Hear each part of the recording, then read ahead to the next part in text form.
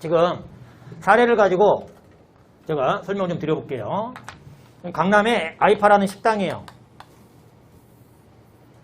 강남에 아이파라는 식당을 갑을병이 돈을 모아가지고 또 십시일반 돈을 모아갖고 공동으로 사업을 한다고 해볼게요. 자, 갑을병이에요. 자, 그런데 출자 비율에 맞게끔 손익분배 비율을 정했다고 해볼게요. 얘가 5억을 내서 이익 나면 50% 먹고 얘는 33억을 내서 30%, 얘는 2억을 내서 20%를 할게요. 그럼 돈을 나눠 먹는 거잖아, 이제. 분배하는 거죠. 그러니까 공동사업하는 걸로 보는 거죠. 그죠? 그러면 우리 납세무자는 A예요, 갑을병이에요? 갑을병. 그런데 이제 문제는 얘 단위로 시키는 게 있다는 거예요. 첫 번째가 뭐냐면 사업자 등록이에요. 자, 강남에 A랑 아이파라는 식당인데 사업자죠. 사업 개시로부터 20일 내 사업자 등록을 해야죠. 그런데 이거를 갑도 따로, 을도 따로, 병도 따로면 번호가 3개가 생겨버리죠. 장은 하나인데 장소는 얘를 사람처럼 간주합니다. 납세무자로 부자는 게 아니라 어쩔 수 없다. 사람처럼 봐서 일거주자로 봐요. 강남에 있는 거니까. 그래서 사업자 등록을 하나만 냅니다.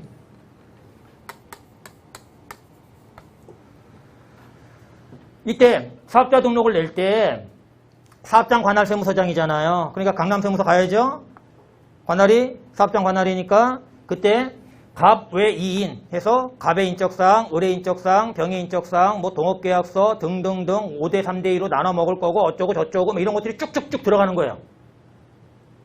이해되셨어요? 그럼 번호가 몇 개 나와요? 하나.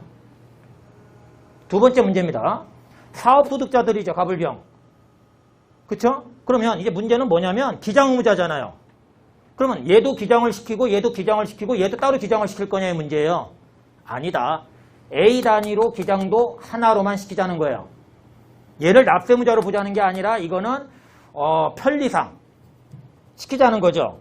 그러니까 사업장 단위로 해야 되는 가장 대표적인 게 등록, 기장, 그리고 저 가장 중요한 소득금액 계산이라는 거죠. 그렇죠? 자, 그래서 이제 강남의 아이파라는 식당의 소득금액을 계산하는 거예요. 원스텝이 소득금액 계산이니까. 자, 여기 보세요. 이 사람은 종로 살아요. 서울 산다고요. 종로. 동로 어딘지 아시죠? 자, 부천 살아요. 을은. 병은 인천 살아요. 그런데 식당은 강남이에요. 상황 이해되셨죠? 아니, 강남에 식당 하면 다 강남 삽니까? 그건 아니잖아요.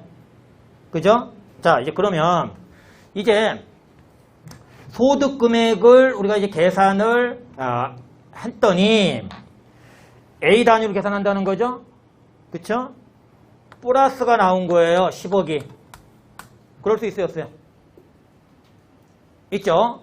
자, 그런데 A는 납세무자가 아니라 갑을병이 납세무자고 각자 주소지 관할 세무서장, 종로 세무서장, 부천 세무서장, 인천 세무서 하나밖에 없다고 할게요. 인천 세무서장. 여기다 각자 신고 납부한다는 거죠. 자, 그때 이제 분배를 해야 된다는 거죠. 그러면 자, 이제 얘가 돈을 제일 적게 냈을 수도 있나요, 없나요? 그러니까 출자 비율에 따라 손익분배 비율을 정할 수도 있지만 일반적인 경우 그게 아니라 얘가 돈은 없는데 얘가 정말 음식을 하는 애인데 얘가 제일 음식을 잘해. 얘는 돈은 좀 더 냈는데 얘는 그냥 그래. 그럴 수 있잖아요. 그러니까 제가 하고 싶은 얘기는 출자 비율이 더 중요하냐 손익분배 비율이 더 중요하냐 이거예요. 손익분배 비율이 더 중요하다 이겁니다. 그런데 이때 사업자 등록을 할 때 출자 비율, 손익분배 비율이 이게 다 들어갑니다. 과세관청이 다 알아요. 사업자 등록만 이게 제대로 돼 있다면. 그런데 손익분배 비율이 사업자 등록할 때 들어간단 말이에요. 그래서 손익분배 비율로 분배를 합니다. 그런데 사업자 등록이 안 돼 있고 몰래 장사하는 사람, 그 불법적으로 이렇게 하시는 분이 계실 수도 있죠. 그럴 땐 출자 비율로 분배를 하는 거예요. 배분을. 자, 제가 얘기하는 건 순서가 정해져 있는 거다. 골라 쓰는 게 아니다. 근데 손익분배 비율이 우선순서다. 무슨 얘기인지 아시겠어요? 근데 일반적인 경우라면 손익분배 비율이 없을 수가 없다. 그쵸? 그래서 이걸로 이제 나누는